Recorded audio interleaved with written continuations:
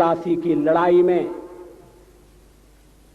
जितने लोग मैदान में लड़ रहे थे उससे ज्यादा लोग मैदान के बाहर खड़े होकर तमाशा देख रहे थे, लड़ाई का परिणाम सुनने की प्रतीक्षा कर रहे थे।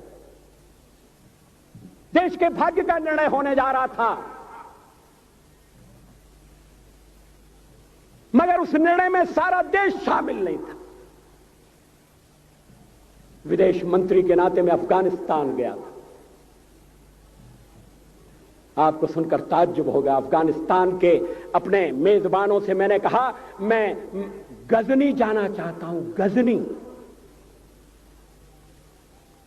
पहले वो मेरी बात उनकी समझ में नहीं आई, कहने लगे गजनी तो कोई टूरिस्ट स्पॉट नहीं है, गजनी में कोई 5 स्टार होटल नहीं है, गजनी में आप जाकर क्या करेंगे, गजनी में आप जाकर क्या देखेंगे।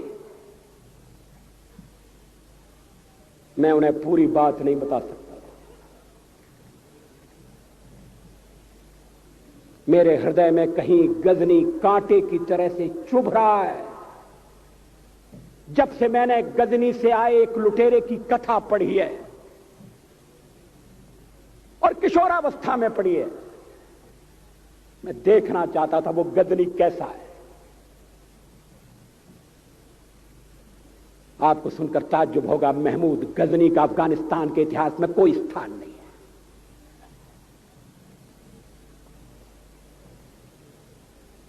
गजनी छोटी सी जगह है, छोटा सा गांव है। कल्पना करिए सैकड़ों साल पहले वहां धूल उड़ती थी, झोंपड़ियां थी, मगर एक लुटेरा लुटेरों को इकट्ठा करता हुआ सोने की चिड़िया को लूटने के लिए चला आया। आपस की फूट से जो राजा है वो लड़ेगा, जो क्षत्रिय है वो लड़ेगा।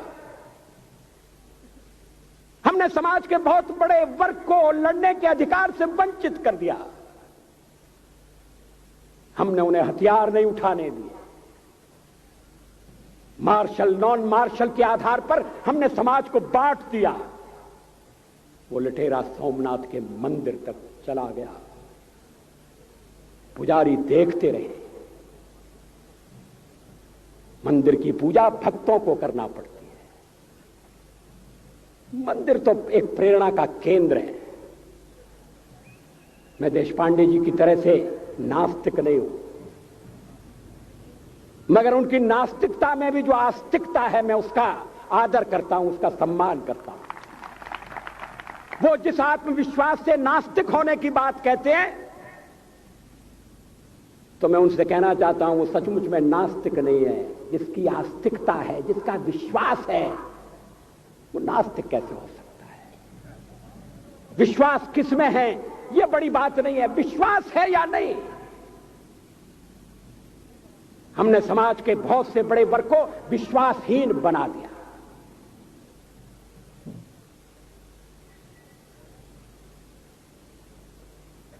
लोगों ने हथियार नहीं उठाए,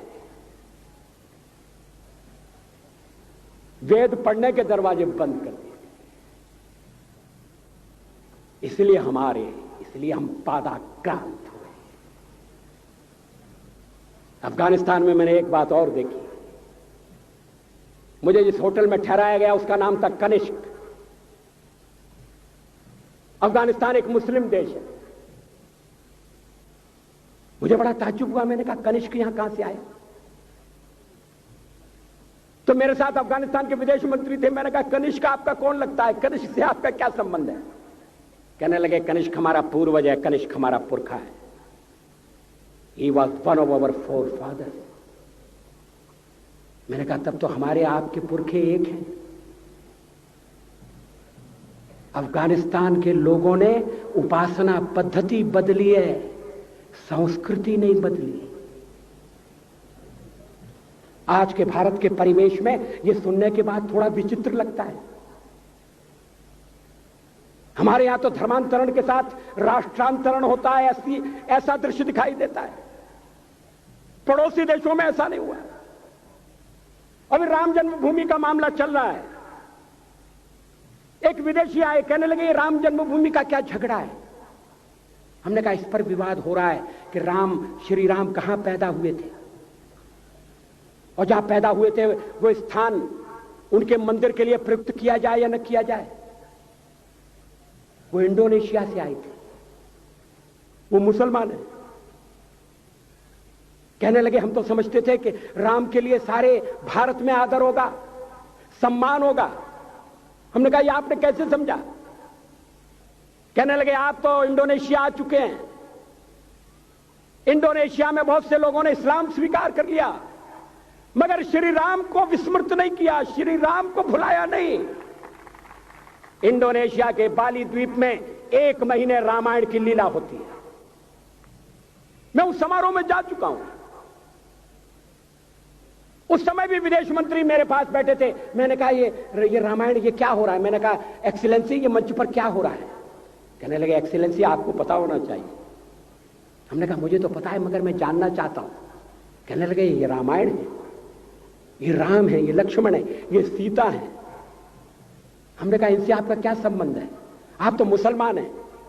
कहने लगे हमारा संबंध बहुत पुराना है, हमारा तब का संबंध है जब हम मुसलमान नहीं हुए थे। थाईलैंड की राजधानी अयोध्या कही जाती है। थाईलैंड के राजा को आज भी राम कहा जाता है। सावरकर जी ने हिंदू राष्ट्र की बात कही, हिम्मत के साथ। बुनियादी तौर पर भारत हिंदू राष्ट्र है,